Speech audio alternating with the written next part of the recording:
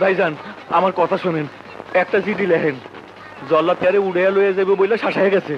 আরে মেয়ে যাও তো, বেশি পেতাল পাইব না। যখন তোমার মায়ের উড়ে লয়ে যাইব তখন আইসো। আরে সোনা কান্দো কেন? আরে অন্যের মায়ের আমি উড়ে লয়ে যাবো কেন? কান্দো না সোনা।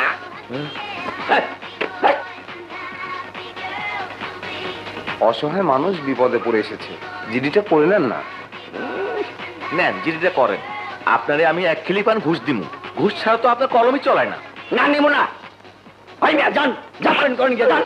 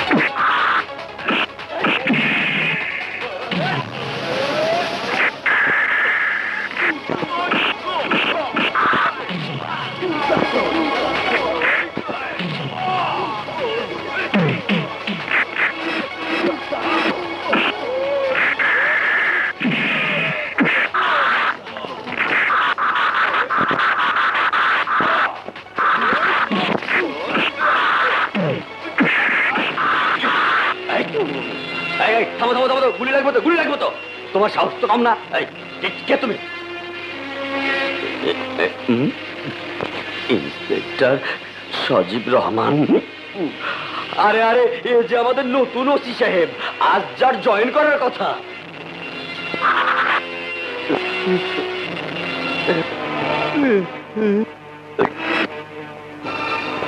সজীব রহমান, ওসি সজীব রহমান। আমি এইখানে রেসিপি নুরুজ্জামান। বস এরই কয় সিনেমার হিরোর মতো এন্ট্রি, ভিলেনদের আড্ডায় যেভাবে হয়। ঠিক বলেছো তুমি। থানায় ঢুকে যে অবস্থা দেখলাম, তাতে থানা না বলে ভিলেনদের আস্তানা বলাই ভালো। এই থানায় জয়েন করার আগে যে রিপোর্ট আমি পেয়েছি, তা অন স্পট রেকি করার জন্যই আমার সিভিলে আসা। একটা কথা মন ও কান দিয়ে ভালো করে শুনুন, আমি আইনের রক্ষক।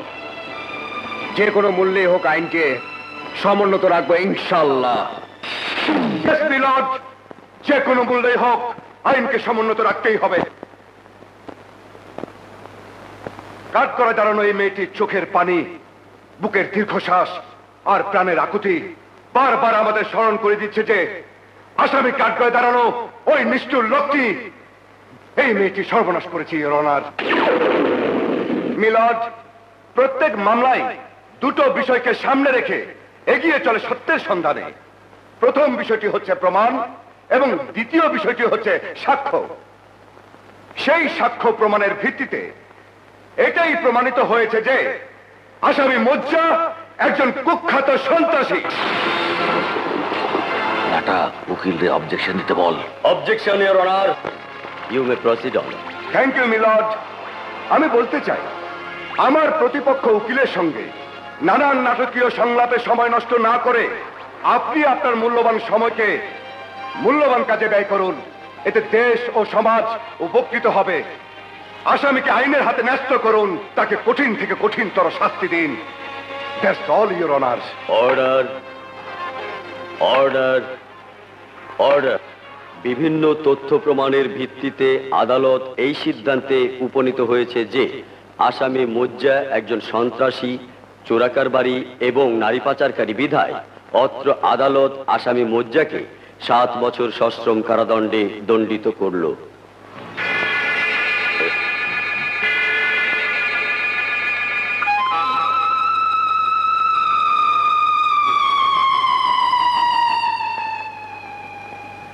শ্যালক বাবু, ও সারা জীবন পেশকারি করে মনের মধ্যে একটা দুঃখ জমেছিল আমার। তোমাকে উকিল হিসাবে দেখে আজ নিজে উকিল না হতে পারার দুঃখটা ঘুচে গেল। শালা, জীবনের প্রথম মামলাটাই একদম ফাটিয়ে দিয়েছো। দুলা ভাই, আপনার সাহায্য সহযোগিতা ছাড়া এই সাকসেস আমার কখনো সম্ভব হতো না।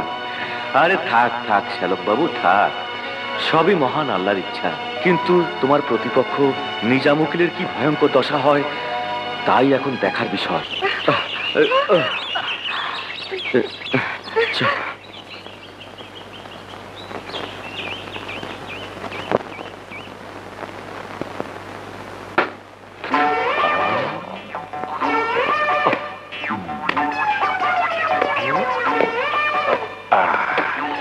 লাগিয়ে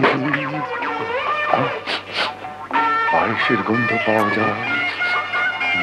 ঠিক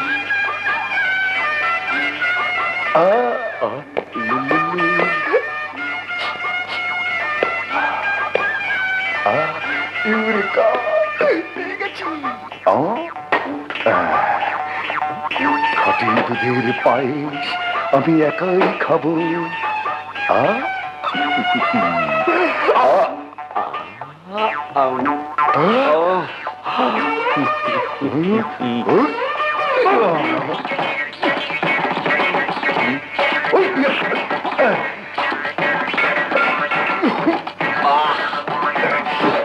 দেখাচ্ছি মশা, কেরাসিন তেল ছেড়ে।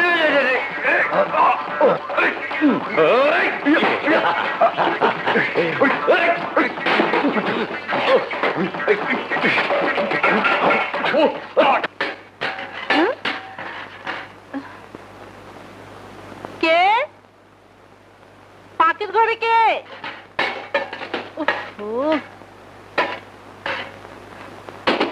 রান্নাঘরের ভিতরে কারা? এই, জলদি দরজা খুলে বেরিয়ে এসো।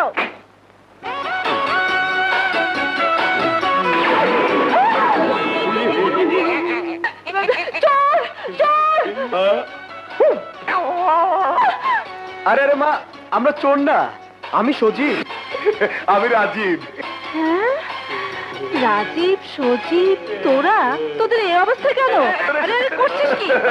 মা, বাড়ি আসার আগে সজীব বলেছিল তোমার হাতে রান্না করা পায়েস আমাকে এক ফোঁটা দেবে না, সব সব একাই খেয়ে ফেলবে। আমিও বলেছিলাম আমি সব একাই খেয়ে ফেলবো, সজীবকে এক ফোঁটা দেবো না। হ্যাঁ মা, আমরা বাজি ধরেছিলাম দেখবো কে কাকে পায়েস খেতে না দেয়। বলো মা, তোমার হাতের পায়েস খেতে না পারলে বেঁচে থেকে কোনো লাভ আছে? তোমার হাতে রান্না করা পায়েস এত মজা। পাগল ছেলেদের কাণ্ড দেখো।